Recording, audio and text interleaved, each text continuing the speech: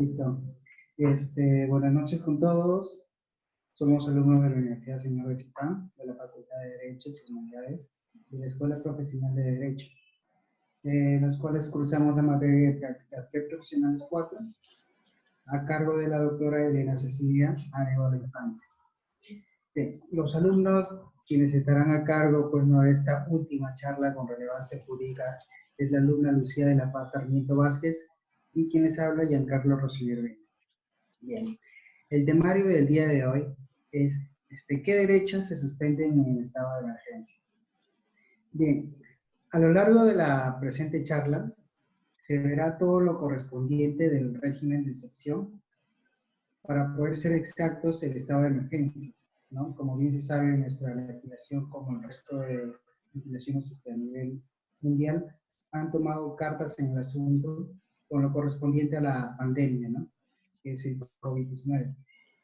Siendo que muchos países se han declarado en un estado de emergencia para poder mitigar, ¿no?, este contagio hacia las personas. En nuestro país, el estado de emergencia se prohíbe o se restringe derechos fundamentales, ¿no?, como el de circular por las calles de una ciudad o permanecer en un lugar público dentro de los horarios comprendidos, ¿no? En este caso, se inició desde las 10 de la noche hasta las 4 de la mañana del día siguiente. En consecuencia, se dispone la inmovilización social obligatoria y la restricción de las clases de restricciones. Es por ello que el día de hoy, pues no, hablaremos sobre el régimen de excepción, conjuntamente con sus principios, ¿no? De igual manera se hablará sobre el estado de emergencia en sí, ¿no? Donde vamos a responder las siguientes interrogantes, ¿no? ¿Quiénes declararán un estado de emergencia? ¿Cuándo se puede declarar un estado de emergencia? ¿Cuánto tiempo puede durar un estado de emergencia? ¿Y qué medidas se pueden adoptar? Bien, el régimen de excepción. El régimen de excepción, pues, es una situación en la que el soberano, en este caso el presidente, suspende las garantías individuales, ¿no?, para poder proteger el bien público, ¿no?, a nivel nacional. O en otras palabras, ¿no?, podemos decir que es un periodo en el que el Estado suspende temporalmente el orden jurídico por motivos de seguridad. En este caso, por la pandemia, es en consecuencia del COVID-19. Este régimen de excepción cuenta con una variedad de teorías, ¿no? 4 teorías, las cuales se basan. La primera teoría se trata de una postura bastante extrema, ¿no? Pues excluye del control no solo el acto público que emite el presidente para establecer un régimen de excepción, sino también a todas aquellas medidas adoptadas durante su existencia. Y, la siguiente teoría, en la cual se basa el régimen de excepción, es la teoría del control judicial parcial. ¿En qué consiste esta teoría? Al igual que la próxima teoría que voy a hablar, busca flexibilizar la teoría negativa, ¿no? Y surge ante el exceso, los excesos producto de negar toda posibilidad de evaluar judicialmente las decisiones y medidas que tome el gobierno, ¿no?, en este caso el presidente. De lo expuesto, ¿no?, se corrige que los jueces podrán examinar, ¿no?, las medidas adoptadas por el Poder Ejecutivo en este caso, más no la decisión en sí misma que establece el régimen de excepción. Bien. Seguidamente tenemos la teoría de control judicial amplio. ¿En qué consiste? En esta teoría, la suspensión de una anticuada concepción de la separación de poderes, así como el reconocimiento de la función política que también ejercen los órganos jurisdiccionales en sus decisiones, traen consigo el surgimiento de un control absoluto, ¿no?, de los actos prevenientes, pues, del Poder Ejecutivo, Legislativo, Judicial, ¿no? De esta manera, pues, ¿no?, el control constitucional recae tanto en el acto político, ¿no?, en el acto político que declara el régimen de excepción como una de las medidas restrictivas, ¿no?, de los derechos fundamentales, puesto que toda atribución emanada por ejercicio de la función pública, en este caso, se encuentra pues no vinculada con la Constitución, ¿no? Y no puede eximirse del control de modo alguno, ¿no? Respecto de ello. De igual manera, el régimen de excepción contrae una serie de principios, ¿no? Igual que el estado de emergencia, en la cual, puedes pasar por favor la diapositiva, compañera. Muy bien, gracias. ¿No? Trae una variedad de principios, ¿no?, una serie de principios, los cuales se va a regir. En ello podemos encontrar el principio de legalidad, ¿no?, constitucional a la naturaleza de institución del Estado de Derecho, ¿no?, que reviste el régimen de excepción. En este requisito, pues, ¿no?, indica la necesaria existencia de la norma que regula, ¿no?, la existencia o el mecanismo de control, tanto interno como, interno como externo, ¿no?, que verifican la conformidad de las mismas. En este caso, pues, no podemos encontrarlo en el articulado 137 de la Constitución Política, donde señala, pues, no, que el presidente de la República, con acuerdo del Consejo de Ministros, puede decretar por plazo determinado en todo territorio nacional o en parte de él, y dando en cuenta al Congreso o a la Comisión Permanente los estados de excepción que en este artículo se contemplan, ¿no? Tenemos tanto el estado de emergencia y el estado de sitio, en los cuales vamos a enfocarnos en el estado de emergencia. Bien, asimismo contamos con el principio de proclamación pública. ¿A qué se refiere? O sea, consiste en la necesidad que la entrega de vigor del régimen de excepción vaya precedida de una medida de publicidad bajo la forma de la acción oficial. En este caso, pues, podría ser mediante un mensaje a la nación por parte del presidente, ¿no?, así como lo hemos visto este año por parte del expresidente Vizcarra. De igual manera, encontramos el principio de notificación, que es a diferencia de la proclamación, del principio de proclamación. Esta está dirigida a informar a la comunidad del país, ¿no? La notificación tiene como ámbito específico la comunidad internacional, ¿no?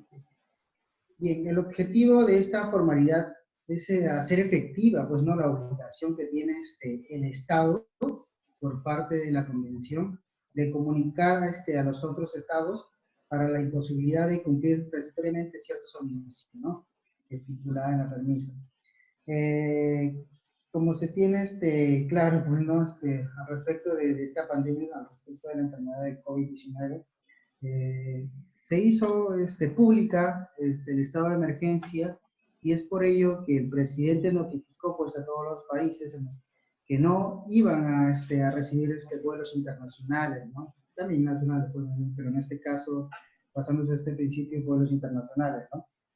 Es por ello que los otros países tomaron este tipo de medidas también, ¿no?, de prohibir las salidas o el ingreso al Perú. El principio de amenaza excepcional. Define, pues, ¿no?, la naturaleza de peligro y se refiere a los presupuestos de hecho, ¿no? En el caso de la Comisión Interior, ataque exterior, peligro público, catástrofes naturales o generadas por el hombre. En este caso, estamos hablando de una enfermedad, una pandemia, al respecto del COVID-19, ¿no?, que conforman, pues, ¿no?, conceptos de circunstancias excepcionales, ¿no?, en las que se va a regir el estado de excepción. En este caso, donde estamos hablando, pues, de un estado de emergencia. Bueno,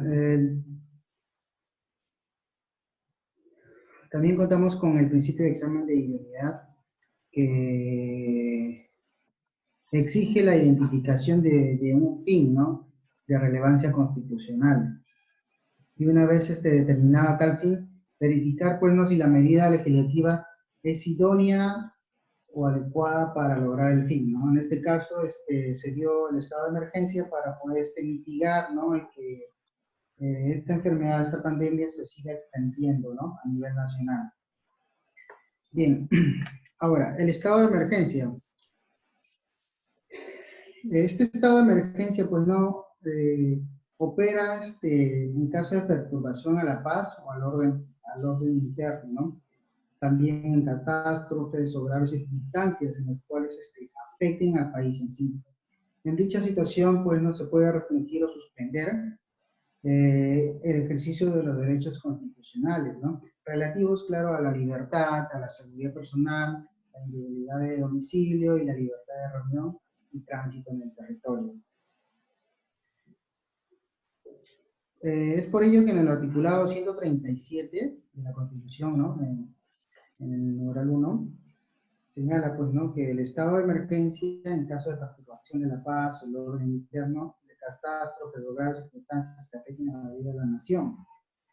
En esta eventualidad puede restringirse o suspenderse con el ejercicio de derechos constitucionales relativos a la libertad y seguridad personal, la libertad de domicilio y la libertad de reunión y tránsito en el territorio comprendido tanto en el inciso 9, 11 y 12 del articulado número 2 y en el inciso 24, apartado F del mismo artículo. En ninguna circunstancia se puede desterrar a nadie, pues, ¿no?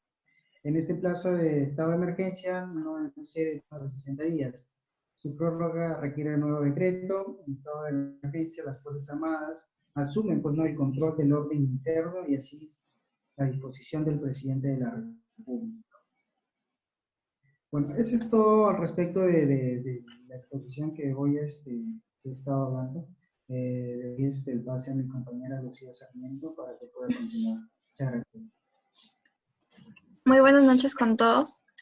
Bueno, cuando nosotros tratamos el tema del estado de emergencia, hay que tener en cuenta de que su regulación se va a dividir en dos planos, en un plano nacional y en un plano internacional. En el plano nacional, pues encontramos la regulación en el artículo 137 de la Constitución Política de 1993, y a nivel internacional igualmente se va a subdividir en dos dimensiones, una que es una dimensión universal y una dimensión interamericana. En cuanto al nivel universal, encontramos el artículo 4 del Pacto Internacional de Derechos Civiles y Políticos y en el nivel interamericano el artículo 27 de la Convención Americana sobre Derechos Humanos. Ahora, las preguntas que mayormente nos hacemos en cuanto, pues, a este tema son: ¿quién declara un estado de emergencia? ¿Cuándo puede declararse un estado de emergencia? ¿Cuánto tiempo puede durar un estado de emergencia? ¿Qué medidas pueden adoptarse? ¿Cuáles son las obligaciones adicionales en este tipo de casos? Y algunos comentarios adicionales. Ahora bien, respecto a la primera pregunta, encontramos que la regulación nacional, como yo lo mencioné en la Constitución Política, nos precisa que quien va a estar encargado de decretar el estado de emergencia va a ser el presidente de la República con el acuerdo de Consejo de Ministros. Sin embargo, ni el Pacto Internacional ni la Convención Americana nos precisa, no nos señala digamos, detalladamente quién va a ser el encargado de decretar el estado de emergencia. Ahora, ¿cuándo puede declararse un estado de emergencia?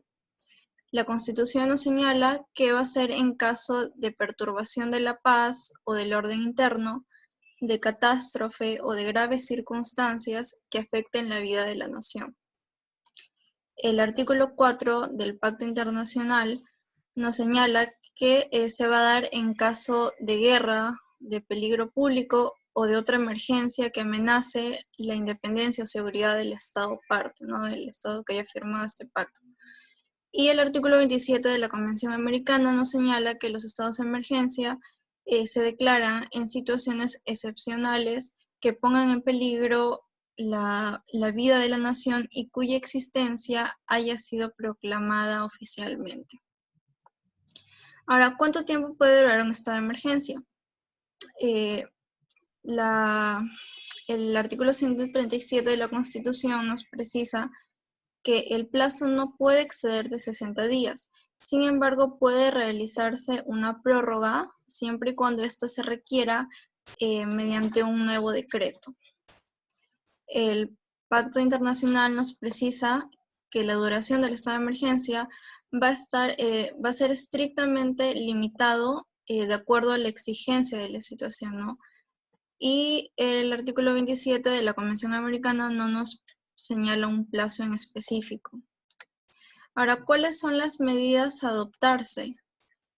A nivel nacional, pues encontramos que pueden restringirse o suspenderse el ejercicio de determinados derechos constitucionales relativos a la libertad y a la seguridad personal, a la inviolabilidad del domicilio, la libertad de reunión y de tránsito. Sin embargo, en ningún momento o en ninguna circunstancia se puede desterrar a nadie. Igualmente nos señala pues que las Fuerzas Armadas son quienes van a estar encargados de asumir el control del orden interno del país, siempre y cuando así lo disponga el presidente de la República.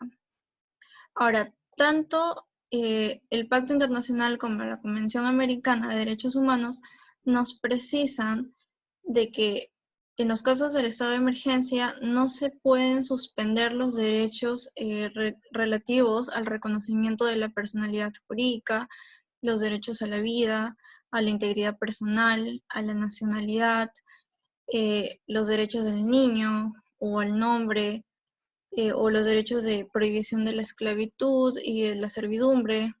Tampoco se puede violentar el principio de legalidad, ni la libertad de conciencia, ni religión, ni tampoco se pueden prohibir pues, el ejercicio de las garantías judiciales. En cuanto a las obligaciones adicionales, la regulación jurídica de Perú no nos señala ninguna obligación adicional de las que ya he mencionado anteriormente, cosa que sí sucede en el caso pues, del Pacto Internacional, en el que precisa de que es deber del Estado parte que haya decretado un estado de emergencia, el informar al Secretario General de las Naciones Unidas sobre esta disposición, ¿no? Así como también de los derechos suspendidos, señalando, precisando los motivos fundamentados y también el tiempo por el que se va a suspender estos derechos. Igualmente lo señalan en la Convención Americana, salvo la diferencia de que los estados ya no tendrán que informar al Secretario General de las Naciones Unidas, sino al Secretario General de la Organización de los Estados Americanos. Pero deberá informar los mismos datos que he precisado en cuanto al Pacto Internacional. Ahora, respecto a comentarios adicionales, la Constitución peruana nos señala de que los procesos constitucionales de habeas corpus y del proceso de amparo no van a suspenderse durante la vigencia del estado de emergencia. Y que además el órgano jurisdiccional competente va a tener que examinar los casos, ¿no?, en los que se suspendan los derechos para garantizar de que se hayan cumplido teniendo en cuenta el principio de razonabilidad y de proporcionalidad.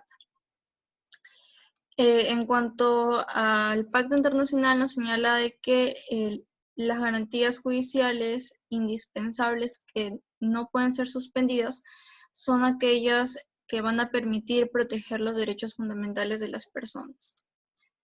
Y en el caso de la Convención Americana no señala ningún comentario adicional. Ahora bien, ¿cuáles son los derechos que se van a suspender o se van a restringir durante el estado de emergencia?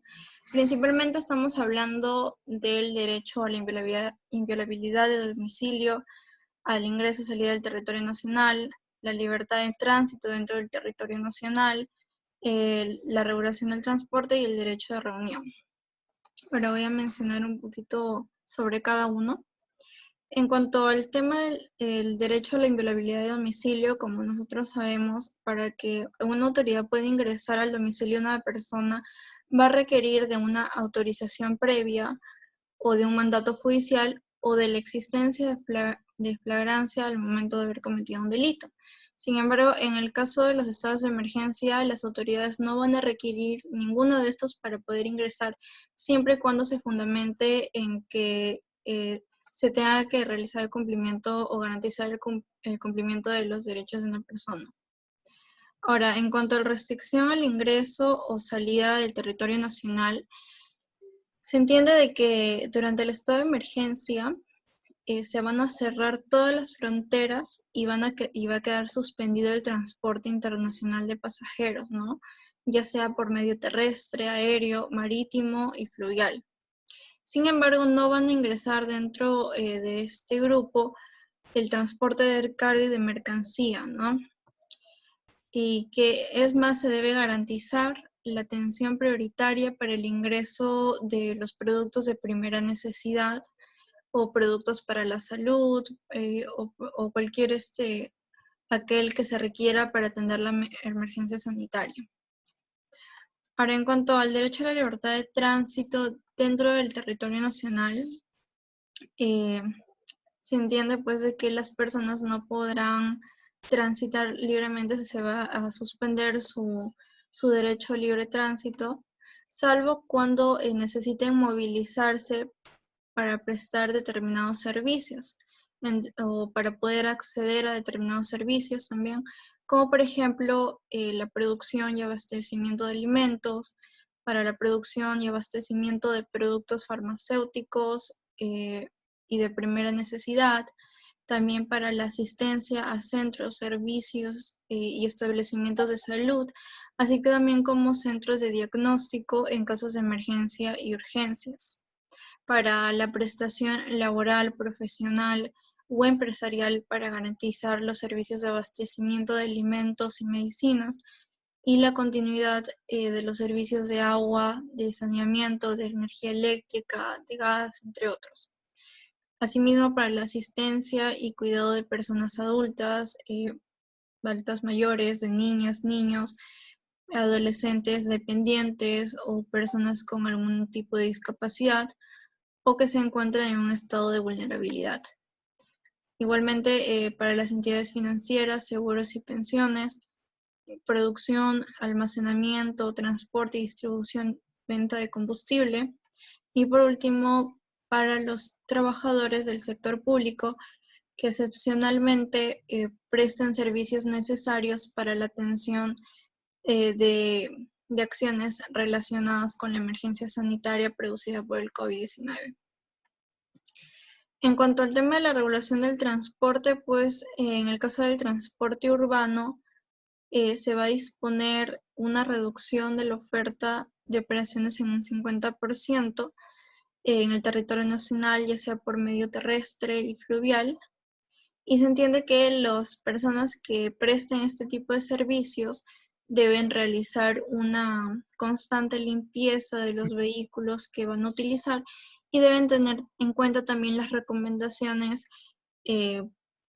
emitidas por el Ministerio de Salud para poder evitar cualquier tipo de contagio. En el caso del transporte provincial, se entiende que se va a suspender durante el estado de emergencia tanto por medio terrestre, aéreo y fluvial. En cuanto al derecho de reunión, entendemos de que se va a suspender el acceso al público a los locales y establecimientos comerciales, a los museos, a los archivos, bibliotecas, monumentos, a los locales y establecimientos en los que se desarrollen espectáculos públicos, actividades culturales, deportivas o de ocio, también a los restaurantes y otros centros de consumo de alimentos. También se van a suspender actividades en las que exista una aglomeración de personas, como por ejemplo los desfiles, las fiestas patronales, actividades civiles y religiosas. La única excepción a esta regla, ¿no?, a la suspensión del derecho a reunión, va a ser cuando se le permite el acceso a las personas a algunos establecimientos, ¿no? Por ejemplo, establecimientos comerciales minoristas de alimentación, de bebidas, productos y bienes de primera necesidad, a los establecimientos farmacéuticos, médicos, ópticas y productos ortopédicos y de productos higiénicos, igualmente a los grifos y establecimientos de venta de combustible. Como ya lo mencioné, todo esto la suspensión de estos derechos se busca principalmente para poder evitar las aglomeraciones y evitar pues que exista un incremento de los contagios y por ende de la muerte de muchas personas. Ahora hay que entender de que si bien va a existir esta prohibición o esta suspensión de derechos, solamente va a existir en determinados casos y en función a los principios de razonabilidad y de proporcionalidad.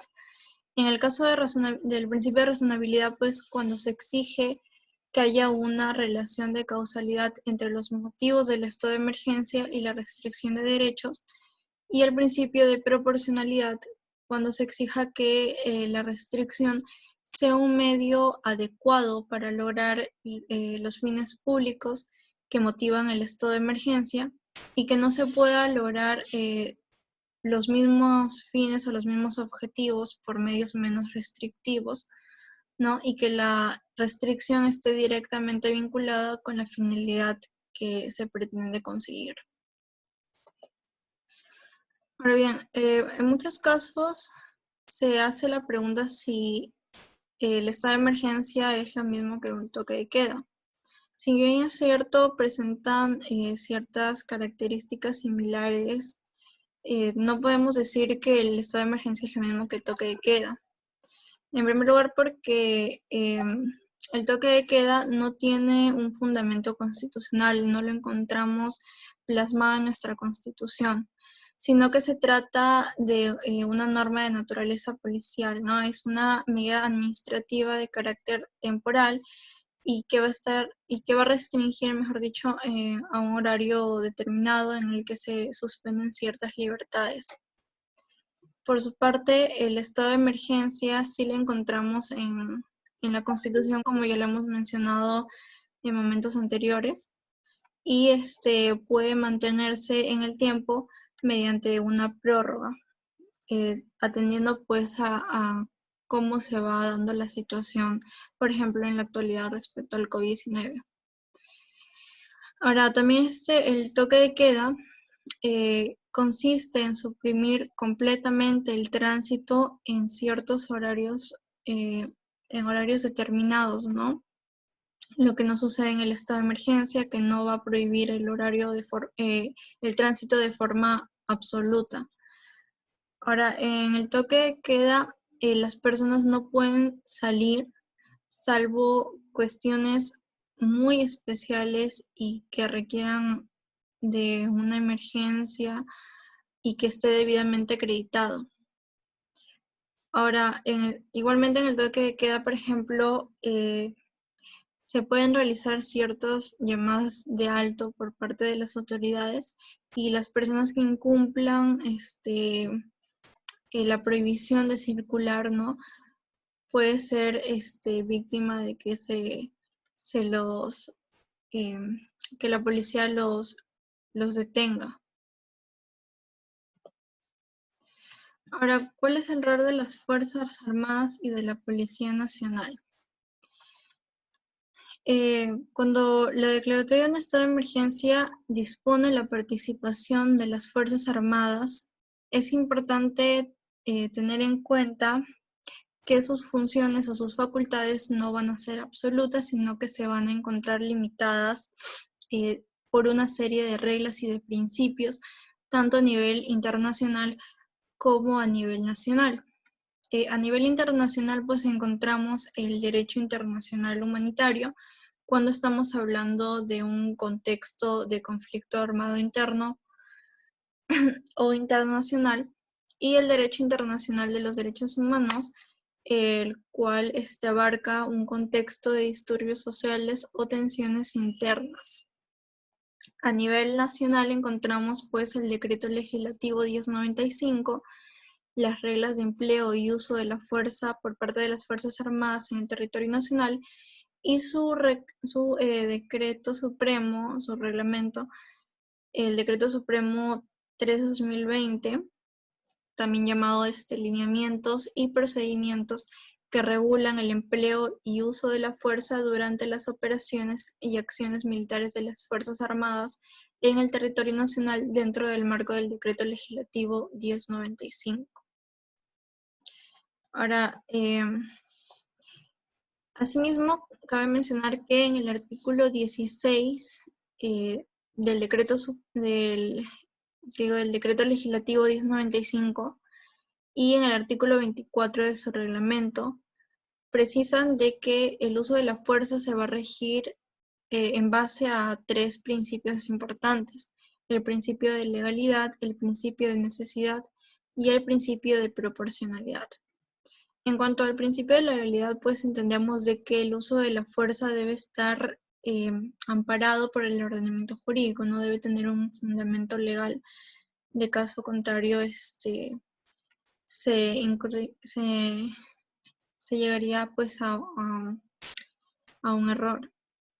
Y el principio de necesidad, el cual pues precisa que primero se deben llevar a cabo determinadas medidas alternativas al uso de la fuerza, y de no lograrse pues el resultado esperado con estas medidas alternativas, recién en ese momento pues van a hacer uso de la fuerza.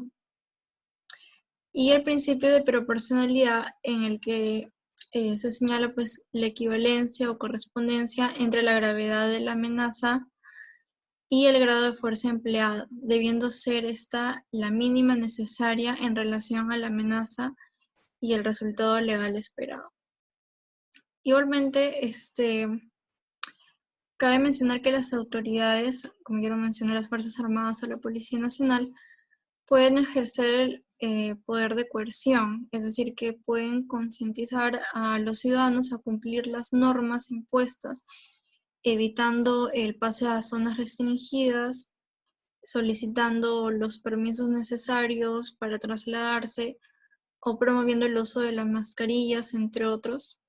Y también pueden hacer uso del poder de coacción, el cual puede manifestarse cuando no se cumplan con las medidas dadas, pero debe también aplicarse teniendo en cuenta los lineamientos y respetando siempre los derechos fundamentales de las personas establecidos en los artículos 1 y 2 de la Constitución, en el cual pues se resalta la importancia del respeto de la dignidad de las personas.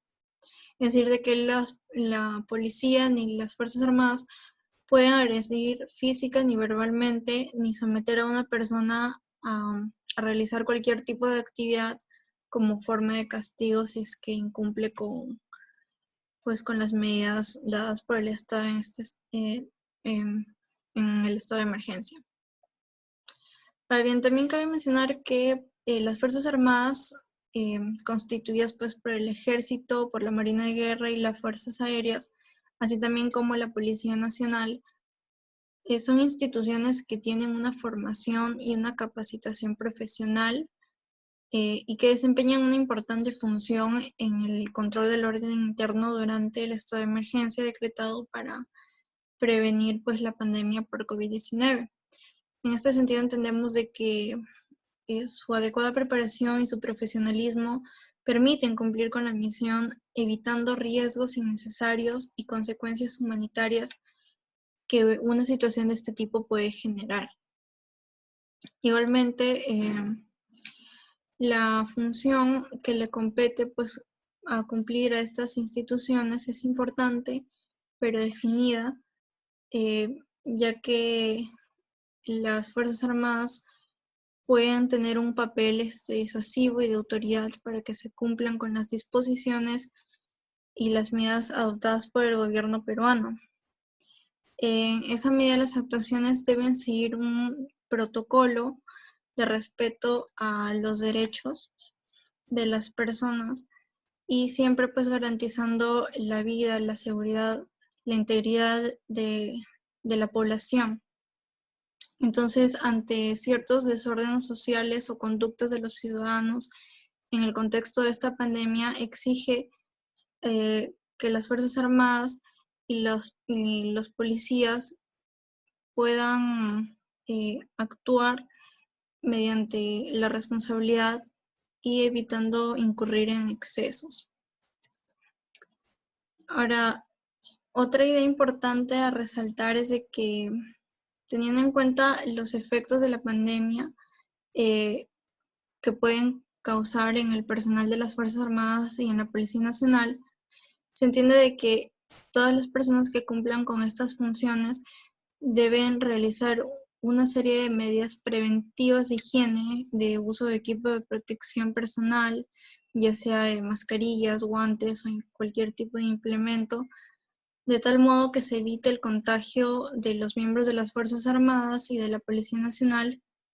Y de haberse producido el contagio, se pueden adoptar ciertas medidas para evitar la propagación del virus. Ahora, los artículos 18 y 19 del Decreto Legislativo 1095, así como los artículos 25 y 26 del reglamento, nos señalan de que el uso de la fuerza por parte de las Fuerzas Armadas y de la Policía Nacional tienen un nivel preventivo y un nivel reactivo. En cuanto al nivel preventivo, pues entendemos de que vamos a encontrar en primer lugar la presencia militar, es decir, una demostración de autoridad en la que las Fuerzas Armadas se encuentran uniformados, equipados y tienen, digamos, una actitud disuasiva y de alerta con la que mantienen o restablecen el orden. Encontramos el contacto visual, es decir, un dominio visual sobre las personas, sobre los vehículos, áreas e instalaciones que permiten ejercer un cierto control sobre la situación. Verbalización, es decir, de que las Fuerzas Armadas o la Policía Nacional va a hacer uso de una comunicación oral con el tono y los términos necesarios para que el mensaje sea comprendido y con la finalidad pues de que se pueda mantener o restablecer el orden interno. Igualmente tenemos control físico, que es una acción militar que utiliza técnicas de fuerza corporal con el fin de controlar, reducir, inmovilizar o conducir ante la autoridad competente a quienes se encuentran alterando el orden interno. Y por último tenemos pues los medios no letales, ¿no? Utilización de equipos y de armas con bajo potencial en los que no se cause daño a las personas para poder contrarrestar o superar la amenaza existente. Y luego tenemos pues el nivel reactivo, que son los medios letales, es decir, el uso excepcional de armas de fuego cuando las medidas menos lesivas o menos graves no hayan permitido obtener los resultados necesarios. Los supuestos en los que se encuentra permitido este uso de armas de fuego son pues en defensa propia, ante una amenaza seria, cuando exista un peligro inminente de muerte o lesiones al personal de las Fuerzas Armadas o de la Policía Nacional o a cualquier otra persona, o cuando mantengan o pongan resistencia. Bueno, por mi parte eso sería todo. No sé si quisieras agregar algo más. No, compañero. Bueno, espero que haya sido de su agrado la última charla virtual con relevancia jurídica. Y bueno, muchas gracias por todo y eso sería todo. Muy amable. Que tengan una buena noche.